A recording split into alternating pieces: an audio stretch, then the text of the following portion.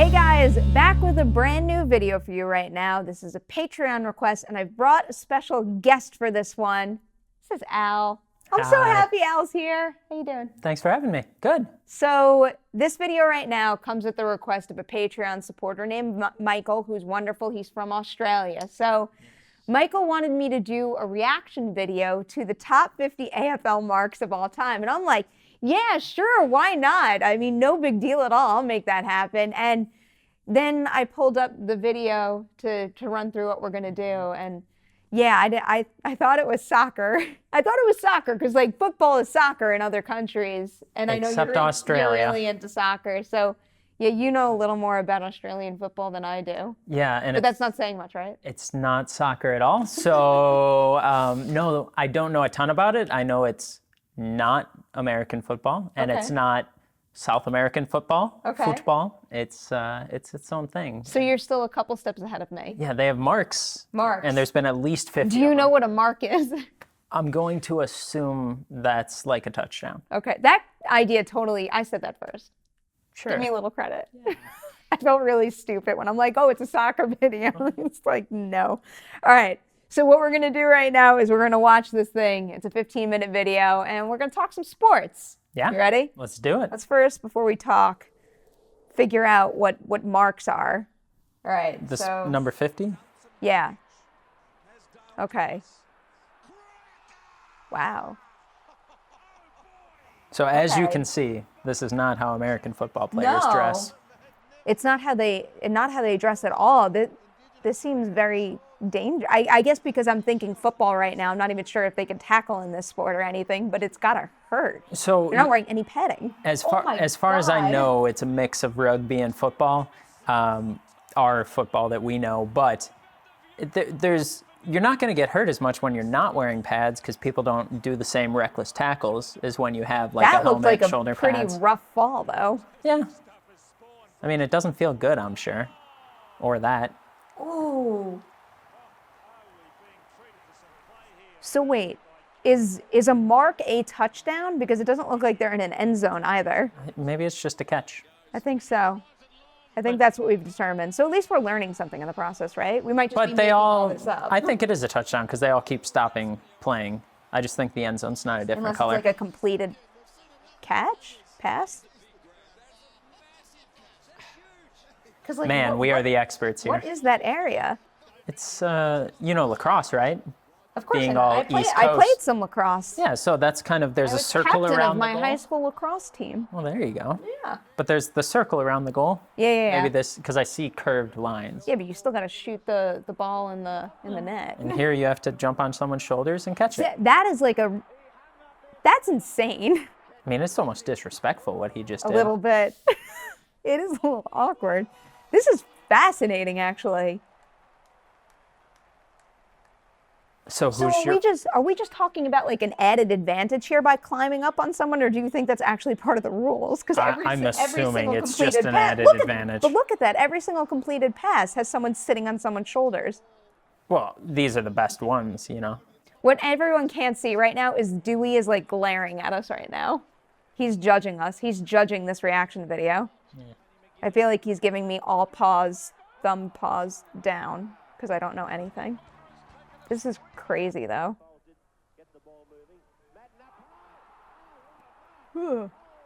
I don't know if I could play this. How does this compare to Ultimate Frisbee? Because you play Ultimate Frisbee a lot. So I was actually thinking it looks a lot like when you're skying someone in Ultimate Frisbee, where you... When you're what? Skying is the term for essentially when you do that, you jump over someone to catch it. Okay. My lack of knowledge here is probably going to make you want to take back that invitation for me to play Ultimate Frisbee with you. Well, no, I don't know much about AFL either, so I wouldn't judge it on that. Okay. But Thank you. Yeah, so skying is when you basically jump over someone to catch it. Okay. So I've never sat on someone's shoulders like these guys, but maybe that's just because I'm not good enough to jump that high. That is I'll take the blame. Crazy. That is like definitely a technique here. Every single one of them is doing that. Maybe that's what a mark is. It's when you jump on someone to catch it. That actually makes a whole lot of sense. Yes. Because that is definitely their end zone, the goal over there. And a mark in ultimate frisbee is when you're guarding someone. I was gonna say something gross. It's just like you're like marking your territory. A little bit, yeah. So, That makes it even more awkward. But seriously, this is a really impressive sport right now. Like I can't believe that they can jump that high and do that. That was always my problem in basketball. I wasn't tall enough and I couldn't jump high enough to get a really solid rebound. So it was basically only good enough for point guard and shooting guard. But I was okay at that. Could you shoot? Could you dribble? I could, yeah. No, I was. I was going to say, if you didn't have those. I played just about every sport in high school, but basketball was my favorite, and it was also the one that I was best at.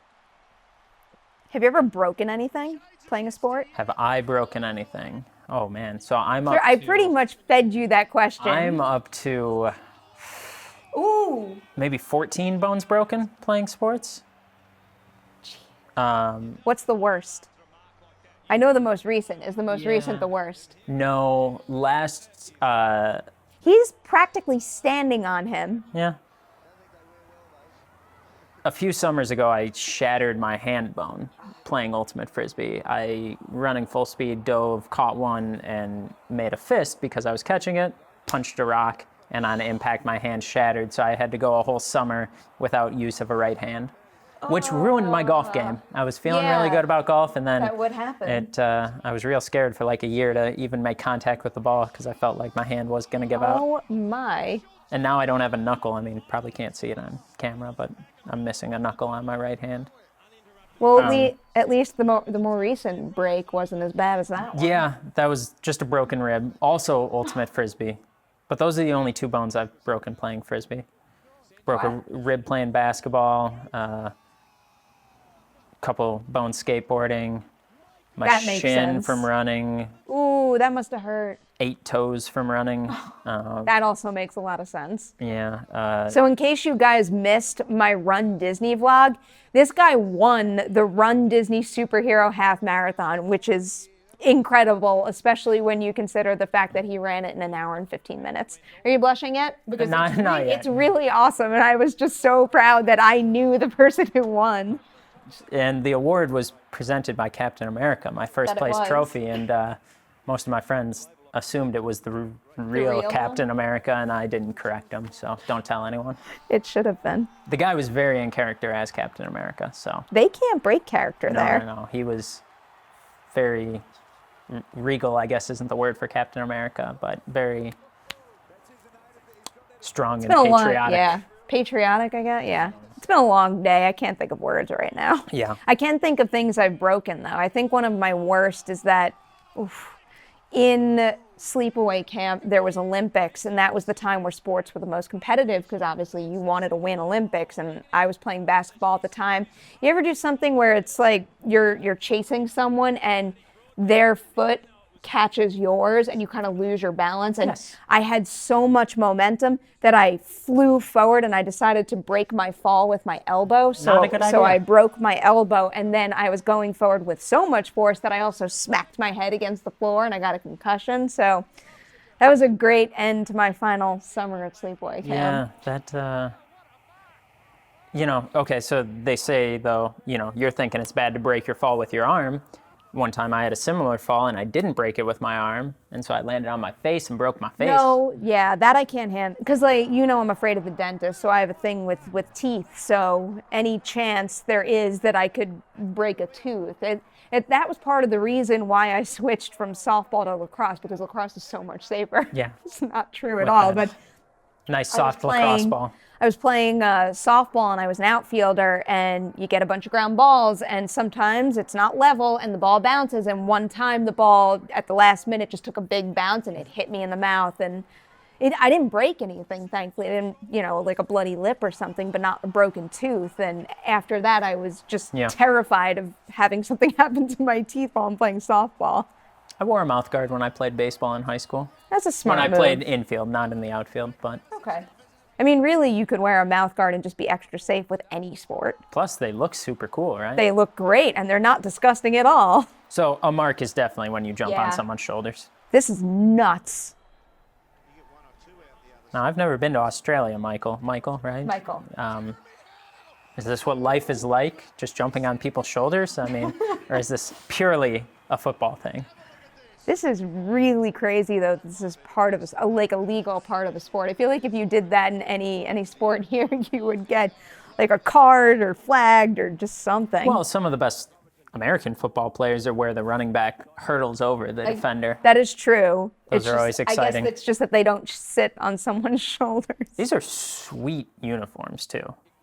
Like they are a lot of pretty- them look they're like pretty medieval cool. times, like the things the knights wear when you go to the best I'm dinner in a enjoying show. the shirt and the color scheme. Oh, God. I wonder if there's a women's league too. I can't imagine it happening quite like this in that league. No, you never know. I'm gonna Google that after this. Yeah, if you've got a new sport you can watch. That's true. I honestly probably would enjoy watching a game of this, like a full game. Yeah, it'd be nice Except to for the understand fact the that I rules. feel like now I'm starting at like an 11 because I'm watching the 50 best marks of all time, and then all of a sudden I don't see a single mark in a game, and I'm like, what is this nonsense? I want to know what this is going to sound awkward. It's a big fat "that's what she said" joke, but I want to know what that ball is like. I mean, Why'd like, you have to set it up that way? I would have just let it Is go. it the equivalent of a rugby ball? Is that what it is? I believe so. Okay. You can see it's not as, it's egg-shaped, but it's not as Yeah. pointy as a football. As pointy? I don't know. I'm just going to keep giggling Yeah. about this because I'm a child. I also want to know the scoring scheme too because those numbers 123 to are insanely 72. high. And odd. Doesn't go by 10 or anything. Yeah. You know? I need to look into this more.